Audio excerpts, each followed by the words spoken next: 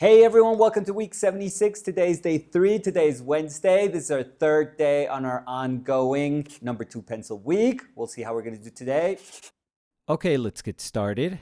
This is day 3. This is our third day on our number 2 pencil week. And I thought it'd be interesting if today we spoke a little bit about something that is inherent to the act of drawing, but it's something that I struggle a lot with. And I'm going to be very honest here. I'm going to try to share with you today, as faithfully as I can, the way I see my own drawing. And again, I think honesty is going to be crucial here. So I hope you guys trust that what I'm expressing about my drawing comes from a real sentiment. This is something that when I try to evaluate my own drawing, I notice.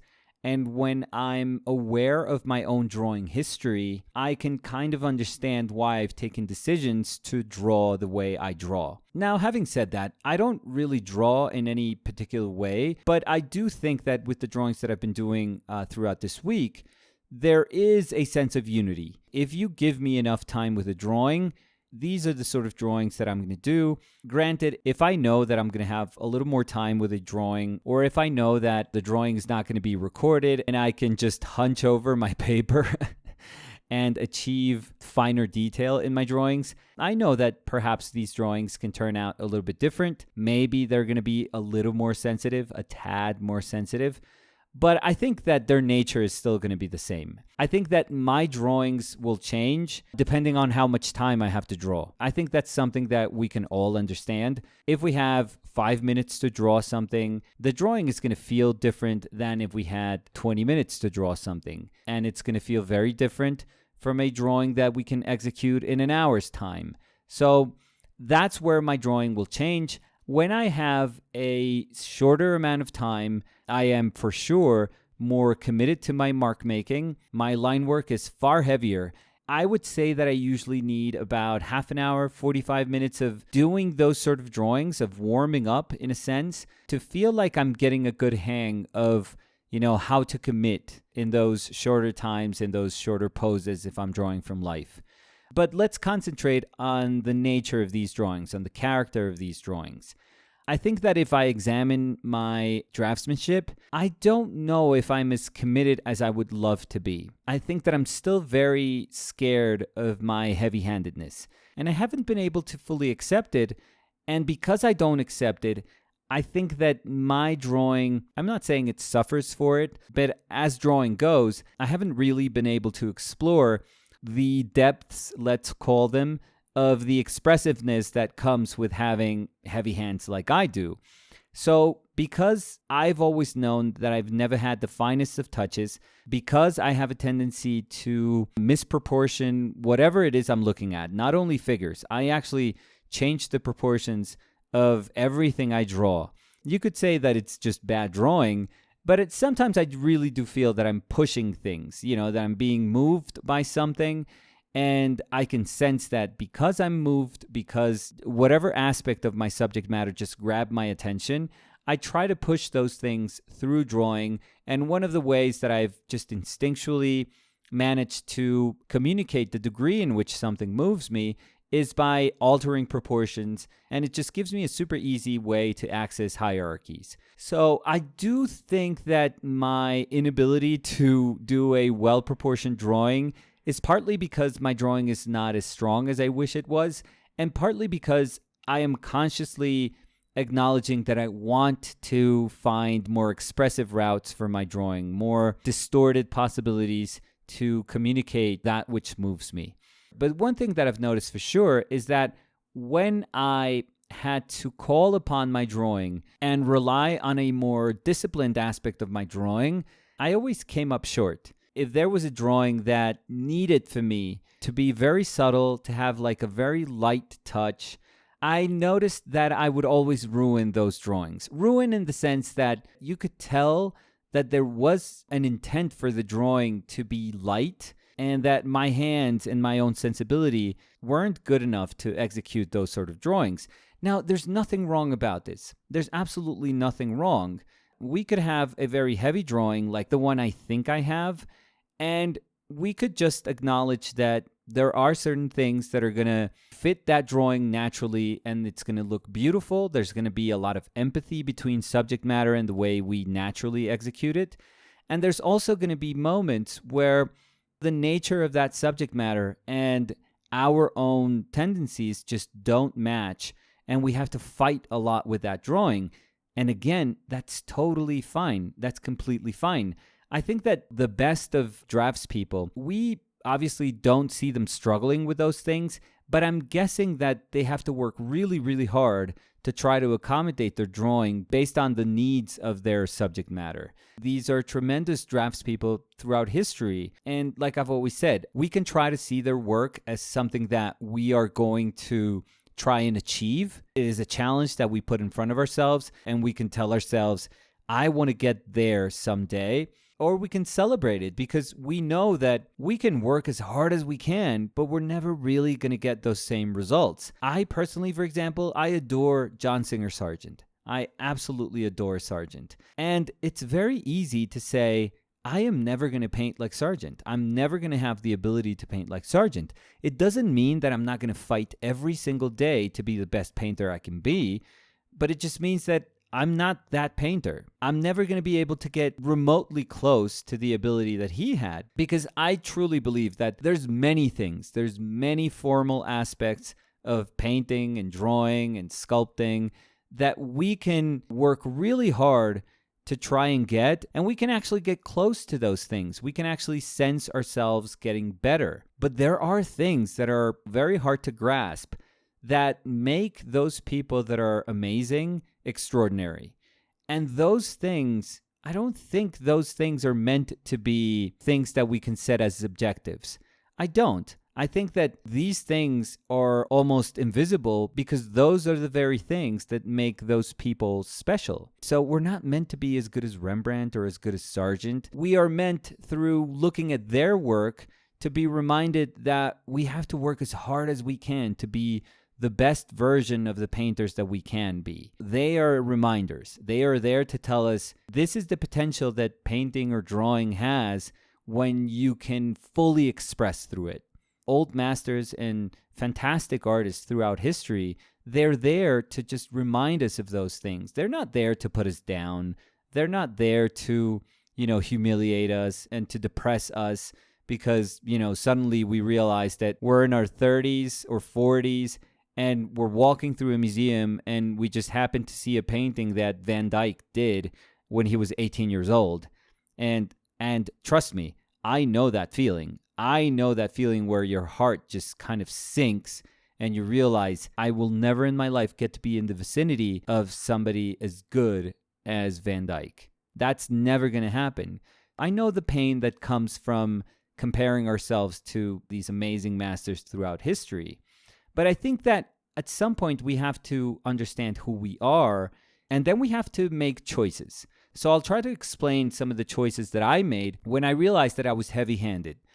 I could have taken the road where I would just empower that heavy-handedness and become, neo-expressionist. And that would have been super cool. You just own your heavy-handedness and you just try to push that one aspect of your drawing or painting and fill it with strength and energy, and that's what you showcase when you exhibit your work. But the thing is, even though I know I'm not good at doing, everything, because who is? I've always tried to push myself to be decent at doing these things. I've always wanted to understand myself as somebody who can encounter a problem and can find creative ways to solve that problem. It doesn't matter what that problem is. It doesn't matter what that subject matter is. I think I've always understood myself as an artist that enjoys putting myself in situations where I'm not particularly good at it, but I can trust myself that I'm going to claw my way out of this problem. I am going to fight to find creative solutions for this. I like that. I actually like those challenges. Like I said, even though that's my attitude, I don't think I'm going to be able to produce super high quality works every single time I encounter all these problems with different natures. No, because that's the point. The value in those problems is that they are different and they're going to push me in very many different ways, and they're going to ask of me to try and solve them in super diverse ways. And that's what's awesome. Not the fact that each one of those ways in which I solve something has to be extraordinary, because that's impossible, or at least, I can't do it. But the fact that you put yourself out there and you say, let me see if I could try to find a way that accommodates with my own sensibility in which I can try to solve this effectively. And I started noticing that I would gravitate more to drawings that were obviously very, very beautiful, and I could tell that I was never going to be able to resolve them in that way, but that I could learn something from them. So specifically, for example, I remember looking at drawings of Muka and thinking, I don't have this sort of drawing. I don't have the ability to design like Muka did. I don't have the ability to be as intricate as he is. I don't have the sharpest of mark making, so I can't really clean my lines exactly like he did. But I would see in Muka these beautiful strokes that were almost like echoing the gesture of form. And it didn't matter if he was drawing like a draped cloth or if he was drawing an arm or the fingers in a hand. There was always like this echoing of strokes, these repeating strokes, and many times they were of a vertical nature. They would just echo the direction, the gesture of the form. And I started looking at that and I thought, that's actually really beautiful. So instead of thinking that I had to teach myself how to be a lot more elegant with my drawing, a lot more sensitive with my mark making, to try and get close to something that could point at all these qualities that I loved in Muka's drawings, what I realized was that I could just adopt some of the mannerisms that I saw in some of his drawings, and that would give them a sense of rhythm that were lighter in nature and were ultimately closer to the character of the drawings that I was trying to execute, to the more elegant drawings that I was trying to execute. So when I saw those vertical strokes, I realized, okay, those are actually also present in some of Klimt's drawings, and those are present also in some of Edwin Austin Abbey's drawings. And there was something really cool about recognizing that these were elements that repeated in these amazing draftspeople, because Muka and Klimt and Edwin Austin Abbey were incredible draftspeople. So I always felt really nice when I thought, okay, that level of drawing is simply unachievable for me. I'll never be as good a draftsperson as they are, but I can borrow something from the way they understood the modeling of form through these repeating gestures that seems to be very close to my nature.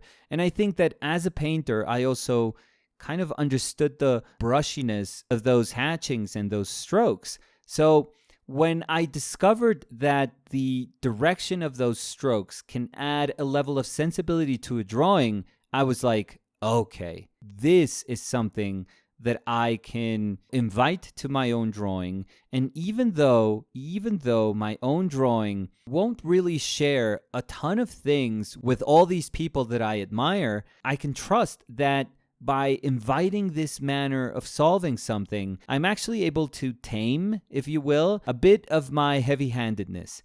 And I thought that was really nice. I don't think it's an extraordinary achievement. I don't think it's an incredible discovery, but I do think it's a nice way that I found to try and be able to access some of the things that I wanted to be able to do without beating myself up for not having the ability that all these extraordinary draftspeople had. And I think that with our drawing, with our painting, we owe it to ourselves to do that. We can't just put ourselves down whenever we see somebody who's amazing at painting or drawing, and sadly, the thought that comes into our mind is just to compare ourselves to them, to try and contextualize ourselves with their lives, with their achievements, because we're always going to come up short. That's inevitably going to be the truth. So I really like the fact that we can just go almost like grocery shopping whenever we look at these amazing artists' work, and we can say, oh, I can actually use a little bit of this, and today I'm going to use a little bit of that. And it's not that we're imposing all these things into our painting or drawing. The objective is not to Frankenstein a drawing, We are not going to collage a drawing into being and hoping that we threw so much into this drawing, we threw so much talent into this drawing that it's bound to be amazing and beautiful. No. whenever we impose something that's exogenous to our drawing, whenever we, try to force something that doesn't quite belong to our sensibility, I think we're going to immediately sense it. We're going to notice that, okay, what I'm doing is actually foreign. It doesn't really feel like something that I can use. I think that's when we need to be super honest with ourselves. But I think that when we are trying to get close to something that is perhaps a bit beyond our reach, and we are examining other people's work and we're trying to learn from their work, and through study we realize, okay, these aspects are something that I can adopt and that I can honestly put to work in my own drawing or painting, then wonderful things can happen and you can connect with artists that you profoundly respect, even though your work does not mimic theirs, even though your work is not echoing any of the things that their work exalts. Like I said, I adore John Singer Sargent. I think Sargent is one of the best painters in history. I think he's that incredible. And there's nothing in my paintings that speaks of how much I love Sargent, because I'm not an elegant painter. I'm not a brushy painter. I'm not a luscious painter like he was. I'm not. There's tons of things that separate us. I don't have the ability that he has to interpret color. I don't. I'm a very basic, fundamental painter. So what I'm trying to get to today is that even though there are things that are going to be beyond our reach, there are things that are going to be outside of the realms of our own possibilities, we can still learn from people that exhibit those wonderful qualities that we're never going to be able to achieve. We can. We just have to be intelligent about it, and we just have to know what to extract and how to put it to use. And that's where I feel that, these incredible artists throughout history can serve us as guides. So that's going to be it for today. Join us tomorrow, where I'm going to try and explore a little bit of the distortion that I love so much. And we'll see how this number 2 pencil can accommodate to that. So that's going to be tomorrow. See you guys. Love you. Bye.